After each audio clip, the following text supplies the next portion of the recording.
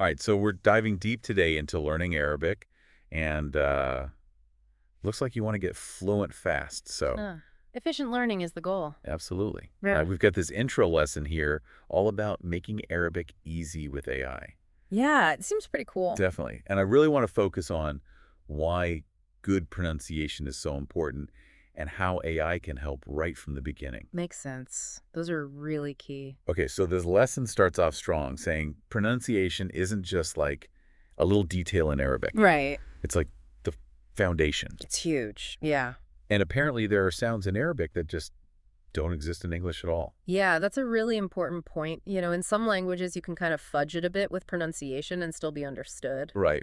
But Arabic has sounds that are completely unique, like different mouth shapes, different everything, and you have to learn those distinct sounds or you're just not going to get it. That makes a lot of sense. Yeah, the lesson uses the example of the letter ain, which Ah, is written like this. It looks like a little backwards three almost. I see that. Yeah. And it makes this really deep, guttural sound. Oh, wow.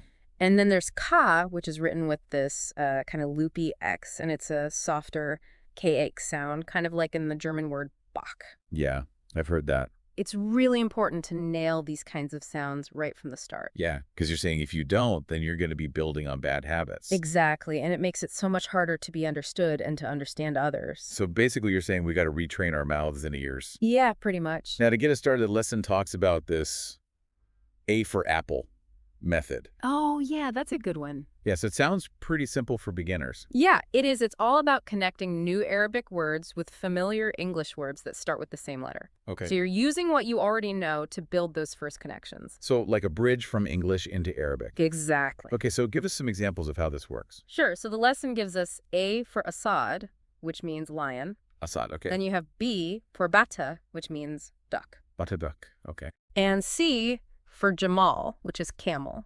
All right, cool. So I'm already starting to get a little vocabulary. See, it's not so intimidating. No, not at all. Okay, so the really interesting part of this lesson is how it brings in AI to help with pronunciation. Right. I mean, how does that even work? How can a computer tell me if I'm saying something right? So these AI pronunciation tools, they've been trained on tons and tons of recordings of people speaking Arabic correctly. Okay. So when you speak into the app, it analyzes your voice, it breaks it down into all these little pieces, and then compares it to the ideal pronunciation. I see. And then it can tell you, hey, your tongue should be a little higher here, or you need to emphasize this sound, more stuff like that. Wow, so it's like having a personal tutor. Yeah, kind of like a pronunciation coach right in your pocket. That's incredible. And the lesson actually recommends specific AI tools, right? Yeah, it does. It mentions using Google Translate's voice input. Okay. And then there are some language learning apps that specialize in this kind of pronunciation training, like Speechling, Elsa Speak. Hmm. And there are even some dedicated Arabic AI tutors out there. So lots of options. Yeah, exactly. You can find one that fits your style and your budget. Okay, so let's say I want to try this out like right now. Right. What are the steps to using one of these tools? It's really straightforward. Okay. First, you open your AI tool or Google Translate, and you choose Arabic as the language you want to practice. Right. Then you usually tap on a little microphone icon to start recording your voice. Okay.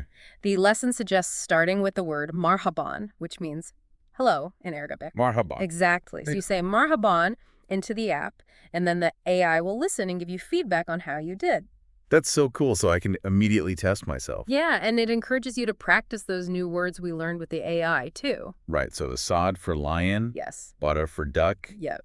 and Jamal for camel. Exactly. It's like instant feedback. Exact. And that kind of immediate feedback is so valuable when you're learning something new. Makes sense. Oh. So we've covered a lot here, Yeah, we have. just from this one little intro lesson. Absolutely. I mean, the big takeaways are that getting the pronunciation right in Arabic is super important, especially for English speakers, because there are sounds that we're just not used to. It's essential. And this A for apple method seems like a really good way to start building some basic vocabulary. Definitely, it's a good starting point. But I think the coolest part is how we can use AI to help us with pronunciation. Yeah, that's really a game changer. Right. It's like having a personalized coach. Yeah, it's amazing how accessible that technology is now. Absolutely. So that actually leads me to a question for you and for all our listeners. Okay. If AI can be this helpful for pronunciation, what other parts of language learning could be changed by this kind of technology in the future? That's a great question. Something to think about as you start your journey with Arabic. Definitely. Thanks for joining me on this deep dive today. It was fun. Really appreciate it. Anytime. All right. See ya. See you later.